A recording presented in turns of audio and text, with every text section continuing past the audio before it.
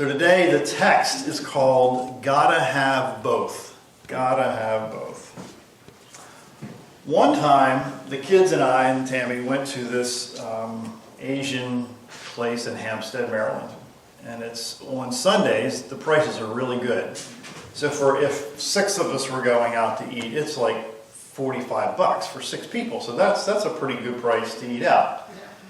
Well, one of the kids got a fortune cookie at that time, and it said, "Your dream must be bigger than your fear. Your dream must be bigger than your fear." How many times haven't you and I had fear keep us kind of huddled up and not wanting to expand and to explode into new places because fear has us kind of locked up? If you want to turn over to Romans chapter 1, the New Testament and the New American Standard Bible says the following in Romans 1, verse number 16. Romans 1, verse number 16. Romans 1, New American Standard Bible says, starting in verse number 16, "For I am not ashamed of the gospel, for it is the power of God for salvation to everyone who believes, to the Jew first and also to the Greek.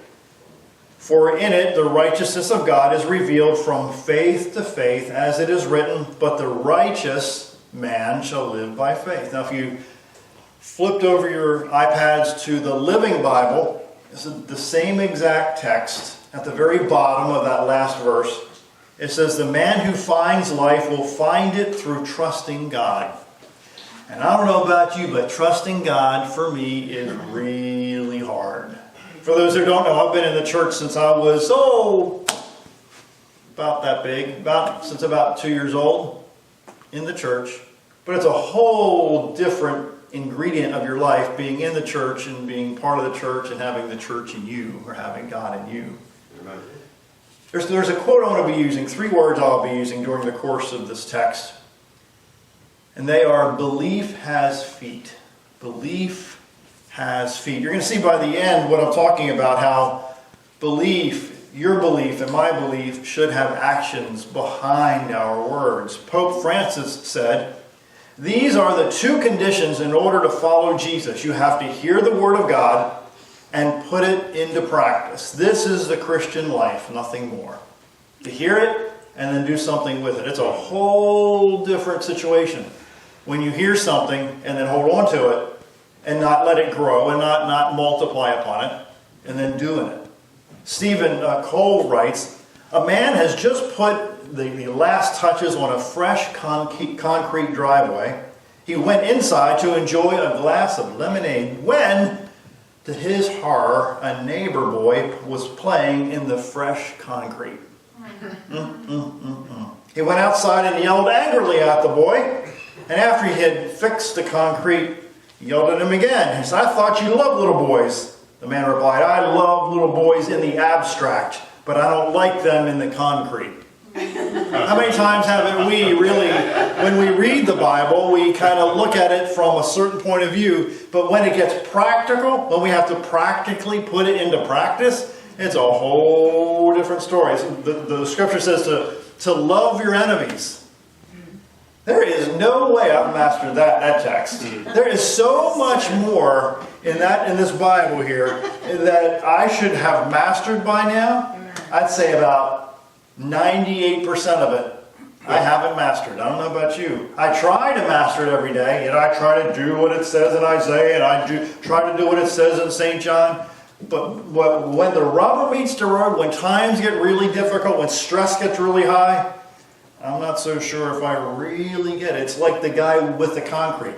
I get it in the abstract, but some days when I put it into practice, it's not exactly what it looks like in the Bible. Can anybody relate to what I'm talking about? Amen.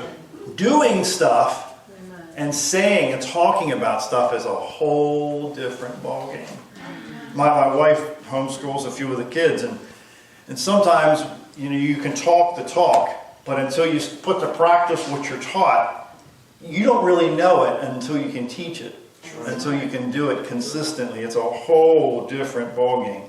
Malcolm Gladwell said, "Practice isn't the thing you do once you're good." Again, Practice isn't the thing you do once you're good. It's the thing you do that makes you good. And sometimes the practice gets really boring. Have you ever had to practice something, the same thing, not different stuff, but the same thing dozens and dozens and dozens, maybe hundreds of times just to get it right? There's a guy you may have heard of. His name's Kobe Bryant. Kobe Bryant's a great basketball star. And I want to share, I think a week or two ago, I shared some details, some behind the scenes about another player.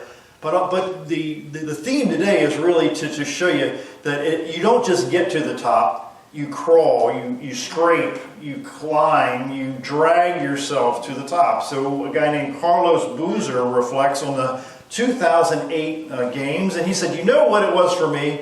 And me and him are good friends. This is a quote. But I hadn't really trained with him is how hard he works.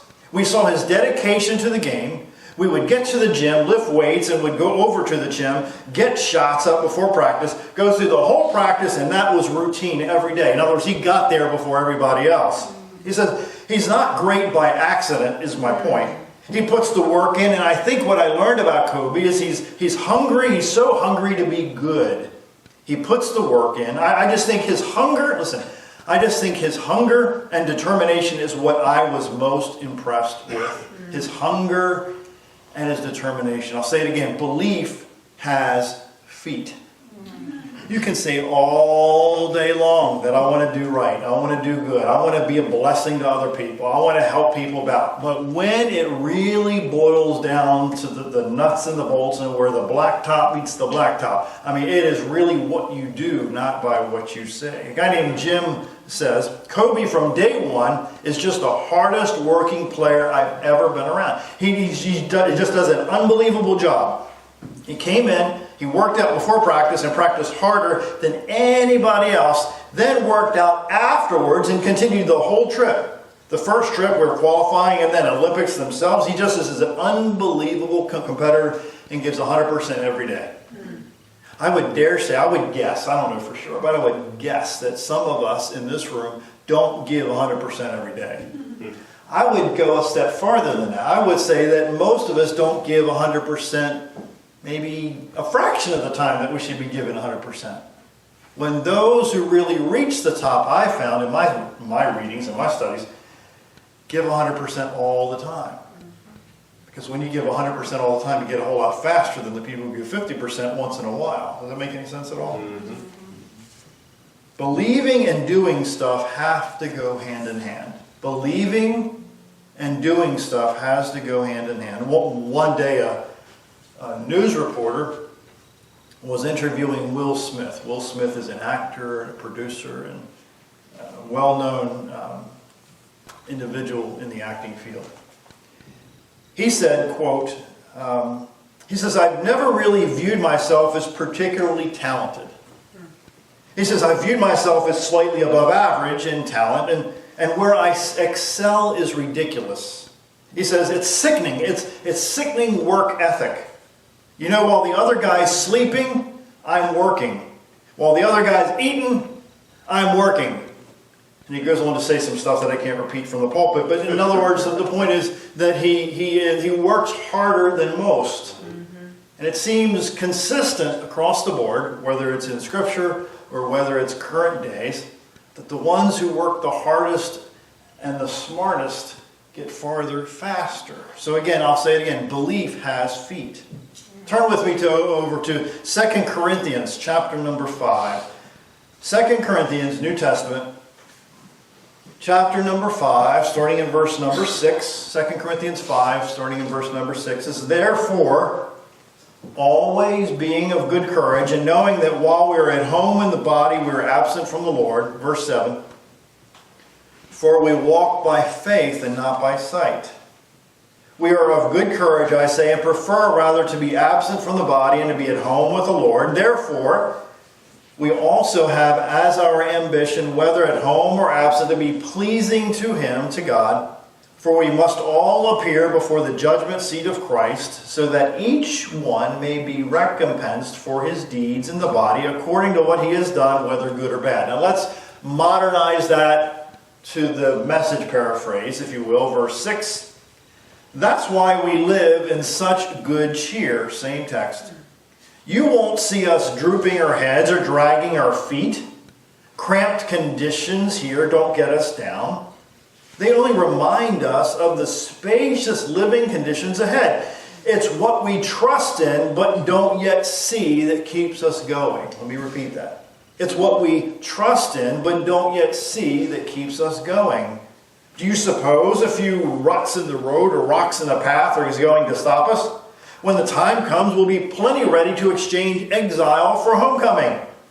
But neither exile nor homecoming is the main thing. Cheerfully pleasing God is the main thing. He goes on to say that the results of our actions, either good or bad, is really what's going to get us where we need to get to. Bottom line. So again, you can say all day long that you're a good person, that you love people and you want to help people, but until you really do it consistently, and we'll see at the very end of the text here today, that is a really big deal. To say that you want to do something versus doing something is a whole different story. Again, I go back to Malcolm Gladwell and his book called Outliers. I highly recommend you get the book. Great book. He says, once a musician has enough ability to get into the top music school, the thing that distinguishes one performer from another is how hard he or she works. That's it. And what's more, the people at the very top don't work just harder or even harder than anyone else. They work much, much harder. His quote. They work much, much harder. These days, much harder doesn't really get you very far. Much, maybe much harder might get you somewhere in the zip code that you're trying to get to. So again, you don't have to be the brightest bulb in the drawer. Thank you, Lord, for not needing to be the brightest bulb in the drawer.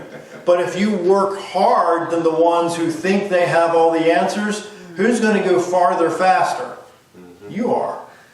There's a direct connection to what we believe and the actions that we take that prove if we're the real deal or not. I'll say it again. There's a direct connection to what we say we believe and the actions we take every single day that'll prove it. Max Lucado is a great storyteller. If you've ever read any of his books or even quotes or portions of books, you know that he paints a picture with words that I envy tremendously because he does it in such an amazing way. He says, Clovis Campbell, I'll probably say that last name incorrectly, a preacher from 100 years ago, used to tell the story of two paddle boats. They left Memphis about the same time, traveling down Mississippi to New Orleans. And as they traveled side by side from one vessel, made a few remarks about the snail's pace of the other. Words were exchanged, challenges were made, and the race began. Competition became vicious as the two boats roared through the deep south. One boat began falling behind, not enough fuel. There had been plenty of coal for the trip, but not enough for a race, and the boat dropped back. An enterprising young sailor took some of the ship's cargo and tossed it into the ovens. When the sailors saw that the supplies burned as well as the coal, they fueled their boat with the material they had been assigned to transport. They ended up winning the race, but burned their cargo. The story ends with God has entrusted cargo to us, children, spouses, and friends, and our job is to do our part in seeing that the cargo reaches its destination. Yet when the program takes priority over people, people often suffer, the story says. How much cargo do we sacrifice in order to achieve the number one slot? How many people never reach the destination because of the aggressiveness of a competitive captain? So there's a balance in there, isn't it? Is the point. Do you sacrifice what's most important for stuff that isn't so important? That's probably another sermon. Yeah. A lady named Mary Barra became the top GM executive after 33 years. And the reason why, primarily, was she was one of the hardest working employees they ever had. She would sleep sometimes under her desk because she didn't want to leave because there was so much to be done. Now, do I suggest that? No. Do I want to encourage that in your own life? No. But the point of the example is sometimes you got to pay the price for a long, long, long time if you really want to get anywhere great. We've heard of Venus and Serena Williams. They were up hitting tennis balls at 6 a.m. from age 7. 7 years old. Before school, they practice. After school, they practice until these days they're very well known in their field. Again, there's a direct connection between knowing what to do and doing it. Big, big difference. So there's some things that get in the way of us doing stuff. Number one is fear. That's probably one of the biggest things. That stuff that we can't see, or what might happen or what might not happen, because we can't see, what's going to happen next week or next year, next month or tomorrow or in an hour from now. So fear really stops some of us many times from taking the steps that we need to take to do the extraordinary. Number two, priorities. We kind of shared that a moment ago. Sometimes our priorities get a little bit out of whack. We kind of put stuff in place, really, ourselves, sometimes to sabotage our steps forward because we're afraid of what those steps are going to take. So we purposely put stuff into place as excuses to really stop us in our tracks. Number three, the big one, laziness. I mean, sometimes we come up with the worst excuses why we're not moving ahead in certain things that really don't hold any water at all. We come up with this reason and that reason when it goes really back to number one, which is fear, isn't it? It all goes back to fear. Number four, we overanalyze. We think ourselves out of it, don't we? Instead of believe ourselves through it, we think ourselves out of it. So I'll say it again for the fourth or fifth time. Belief has feet, doesn't it? Saying something and doing something are two different things. William Barrett explains that one of the most fundamental differences between the Western culture and the Eastern culture really is practice versus knowledge. In the Hebrew text, in the scriptures, and even in the Hebrew lifestyle, they base their philosophy on doing stuff, whereas the Greeks of old days based their philosophy on knowing stuff. So you can know everything in this example, everything in the Bible, everything about life, but until you start doing something with the information that you know. I mean, Derek here was playing the piano earlier. He's in music school. He can spend 50 years in music school, but until his fingers hit the keys, it's a whole different ballgame, right or wrong. I mean, it's a big difference playing the guitar, playing the bass or drums or whatever you do. Pouring concrete, working in the electrical business. It's a big difference between knowing something and doing something. St. Paul says in Philippians chapter 4, if you want to turn there, Philippians 4, starting at about verse number 8. Philippians 4, about verse number 8, he says, "Finally, brethren, whatever is true, whatever is honorable, whatever is right, whatever is pure, whatever is lovely, whatever is of good repute, if there's any excellence in these things that are worthy of praise," it says in this text, "dwell on these things." Verse 9, "the things you have learned and received and heard and seen in me." And then he kind of stresses a bit, not only learn of them and think on them, but he says, practice these things. Do these things. Put these things into practice. And the God of peace will be with you. So what you know versus what you do. Just think about this a minute. What if you saw an individual dying and you took classes to save a person's life? You have all the information you have. You went to the Red Cross and you got trained and all that. But when you see a person dying and you choose not to do something about it, whose fault is that? Does fear get in the way? Does overanalyzing things get in the way? I mean, I've had that experience before. I had a choice of either doing something or not doing something. I did something, but I don't think it was enough. But the point is that you stepped out and did stuff because you were trained to do the right thing. So all of us in life are trained to do something. What we do with our training is really going to determine, you'll see at the end here, whether good things are going to happen to you or not good things. So you have to be not only willing to be the hardest working person in the room, but you have to be the hardest working person in the room. And if our young people would get that, I mean, just kids of my era have such a much stronger work ethic than the kids nowadays. And the people before me had a much stronger work ethic than I do. And the people before them had a much stronger work ethic. So imagine what it's going to be in 3 more groups, 3 more sets of kids, grandkids, great-grandkids. I mean, we got to really work on that in the big way. So you have to be the hardest working person in the room. I'll say it for the 6th time. Belief has feet. Belief has feet. Malcolm Gladwell says, the people who stand before kings may look like they did it all by themselves, but in fact they are really invariably the beneficiaries of hidden advantages and extraordinary opportunities that allow them to learn and work hard and make sense of the world in ways others cannot. You and I have the ability these days, because of technologies, to stand on the shoulders of giants who've paid the price that, frankly, we don't have to pay as much of a price, because they've paid the price if we can choose to invest in the information that they've bled for over the years. So if we don't choose to stand on their shoulders and maximize that, then who are we hurting? We're not only hurting ourselves, but we're hurting the people that we should be impacting every single day. So don't be jealous of people who've made it big time if you're not willing to work as hard as they do and have worked and still work to get where they are in their lives. As a kid, man, I honestly used to think, this sounds crazy, that certain people had a certain gene or a certain set of genes or certain genetic characteristics that would enable them to pop out looking better, physically, built-wise or mentally. But the older I get, the more I'm realizing that that's not the case at all. I mean, there's some good genes and some bad genes in all of us, granted.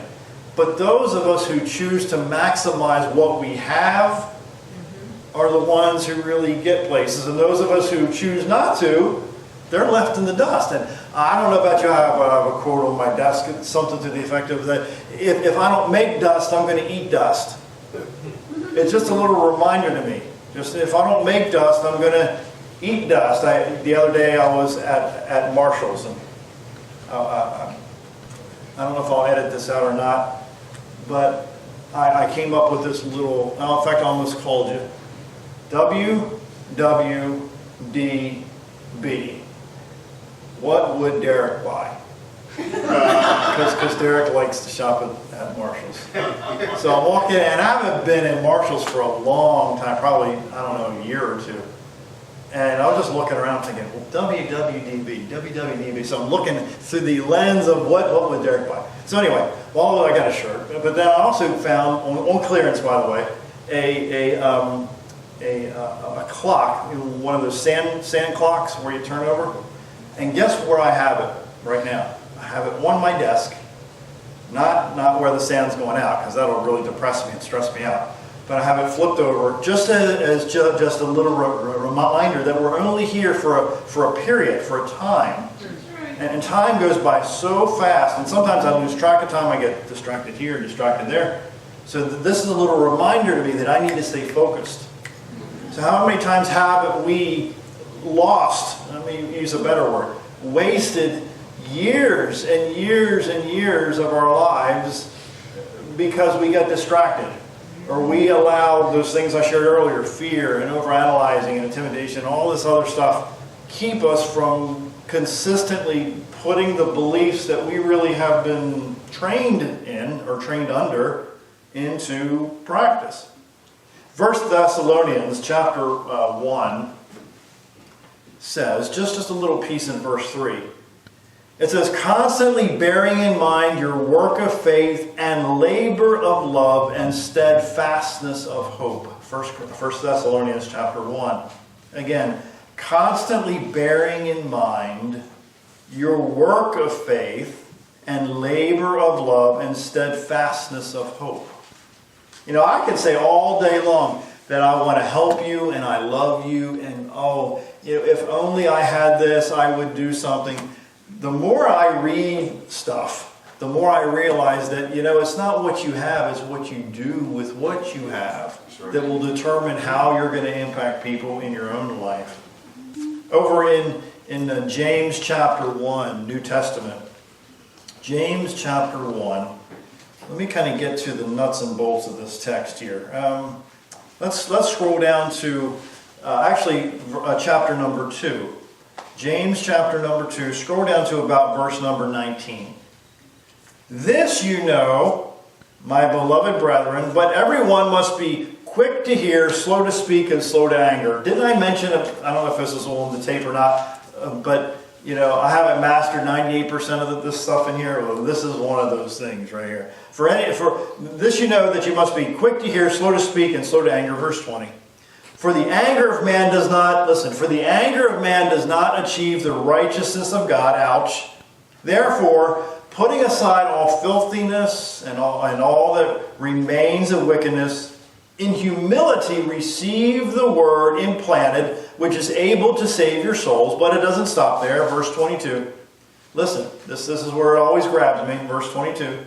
But prove yourselves doers of the word, right? And not merely hearers who delude themselves. So have you ever talked yourself out of doing stuff? Oh, yeah. You came up with this reason and that reason and this one. And then before long, you don't even have the energy, you don't even have the desire to do what you once wanted to do because you talked yourself out of it. Let's continue, verse 23. For if anyone is a hearer of the word and not a doer, he's like a man who looks at his natural face in the mirror. For once he has looked at himself and gone away, he has immediately forgotten what kind of person he was. Verse 25. But one who looks intently at the perfect law, the law of liberty, listen, and abides by it, and not having become a forgetful hearer, but an effectual doer, this text says, this man will be blessed in what he does. So again, this King James probably puts it in a different way. But this text tells me that I get blessed more by what I do versus what I know. You're going to see a bit more of this in just a few minutes that should shake us all to the core. Verse 26. If anyone thinks himself to be religious and does not bridle his tongue, but deceives his own heart, this religion is worthless. Listen, here we go. Verse 27.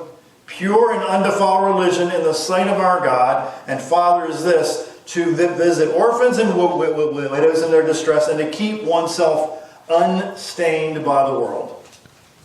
So you and I have to be very careful and very proactive in not only what we know, but more importantly what we do. Because belief has feet, right? So faith creates works, doesn't it? Faith creates works. Works perfect faith.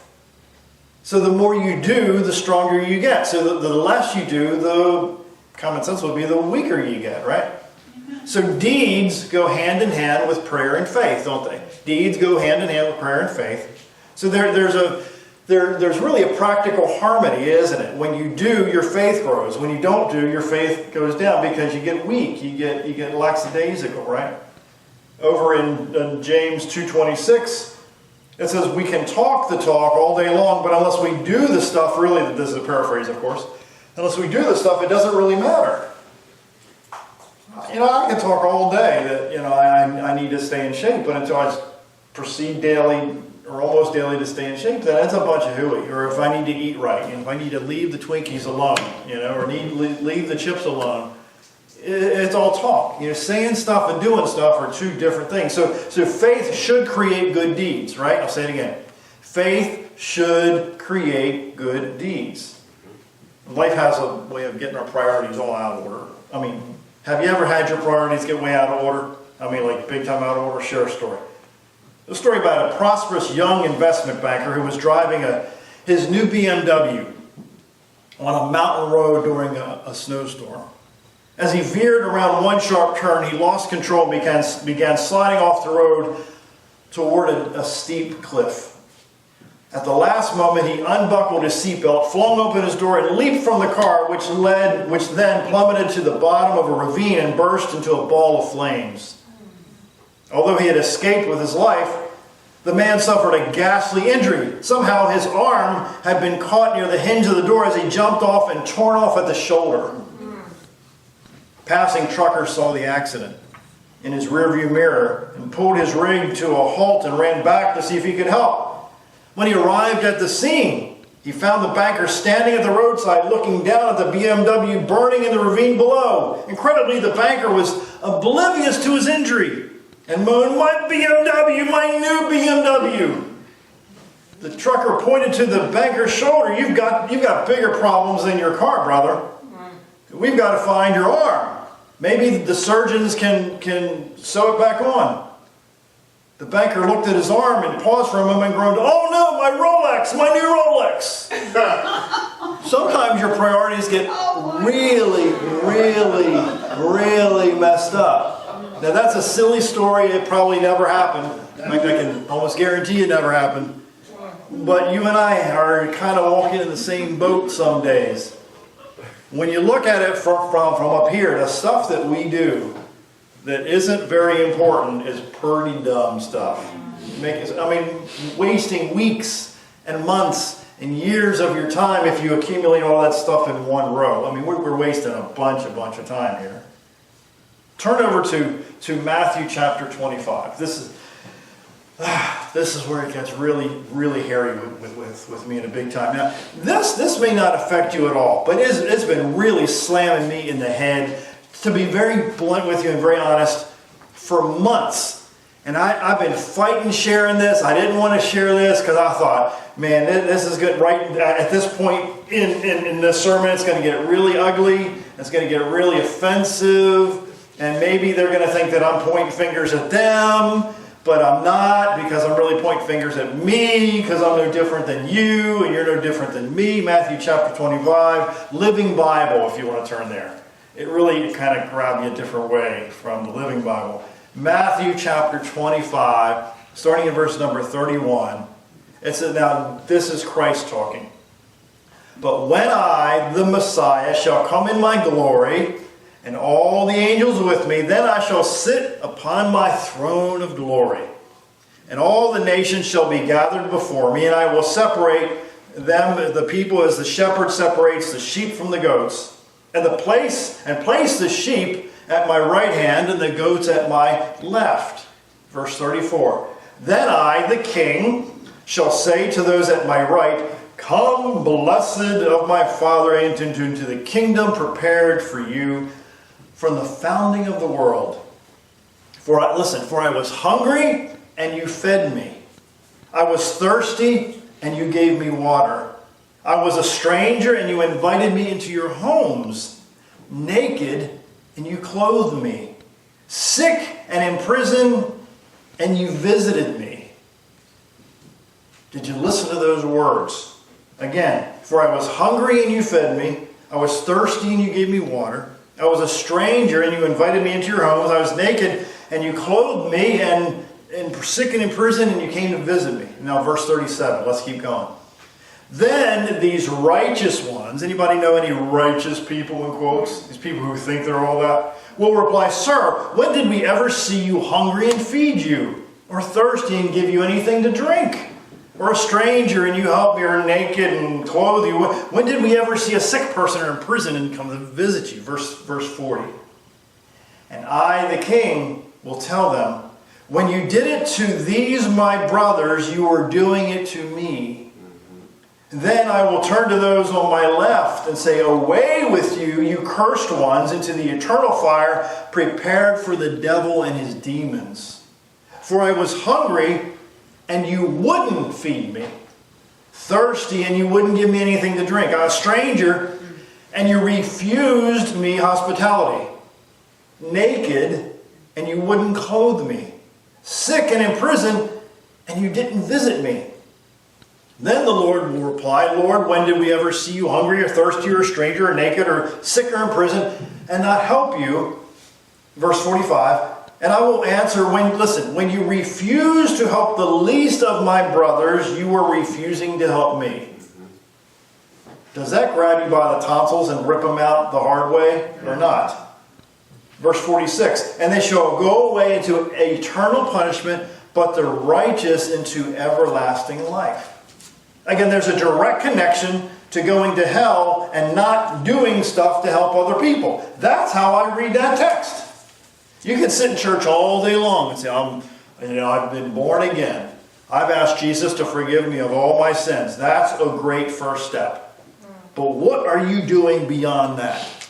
This text really challenges you and I to not ignore the people all around us that we have the opportunity to help. I'm not saying that we have the ability to help billions of people on the planet. We can't. We're just mere human beings. But the people in our circles that we have noticed that have a need and we choose not to do something about it, this is where it's grabbing me by the tonsils.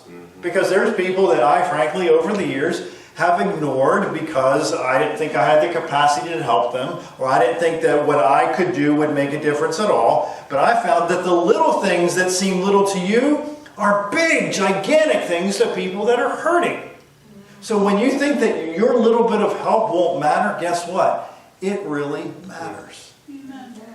So again, as you can see, there's a direct connection from knowing and doing from God's point of view. This is what Jesus was saying. It's not enough to just know to do right, but we have to do right. We have to make a difference in people's lives consistently. Mm-hmm. Jesus had a great, the storyteller in Matthew said that Jesus had compassion on them. The people, if you notice in Scripture, that the people that Jesus had compassion on, it didn't just stop there, period. He had compassion on them, and then he did something.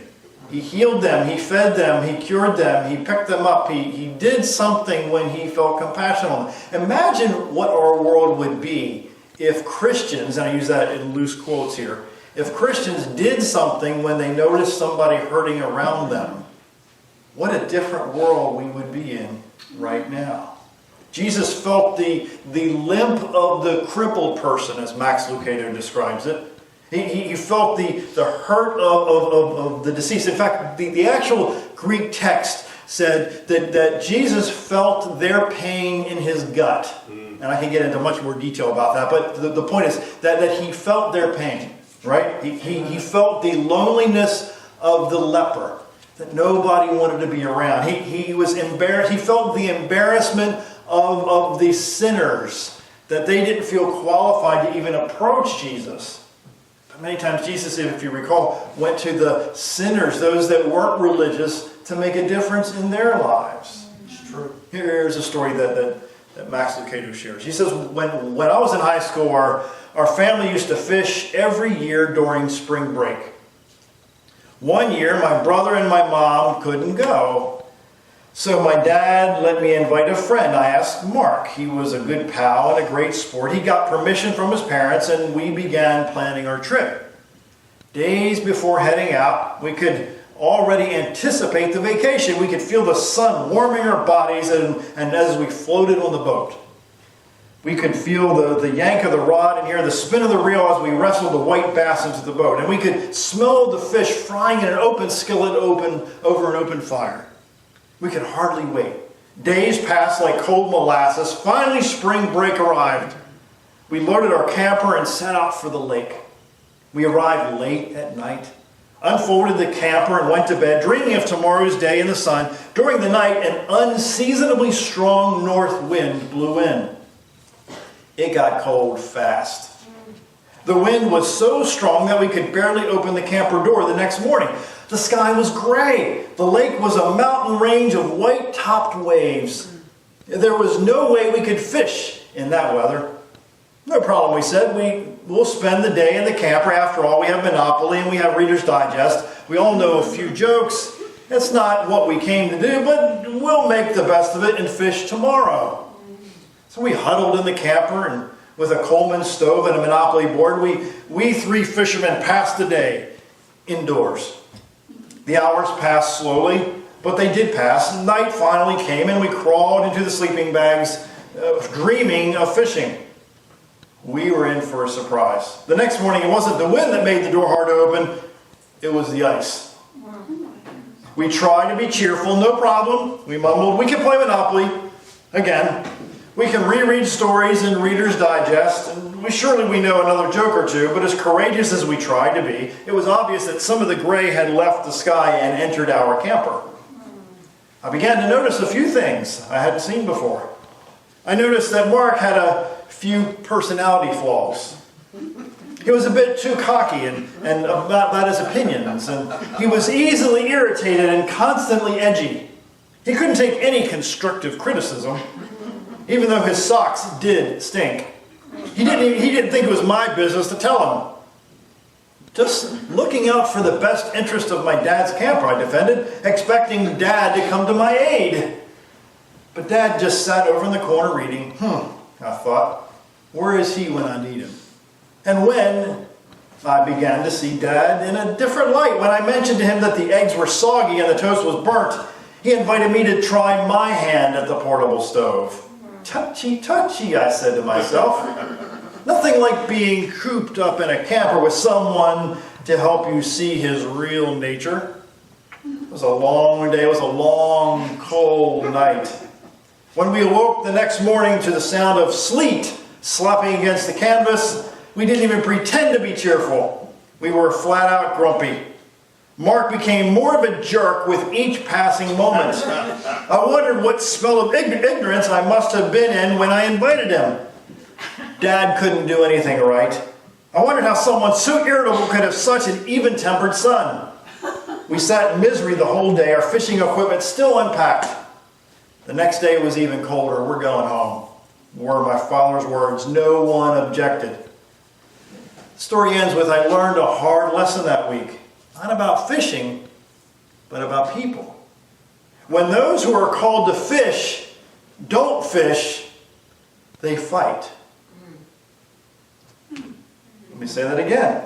When those who are called to fish don't fish, they fight. When energy intended to be used outside is used inside, the result is explosive. So the storyteller says, instead of casting nets, we cast stones.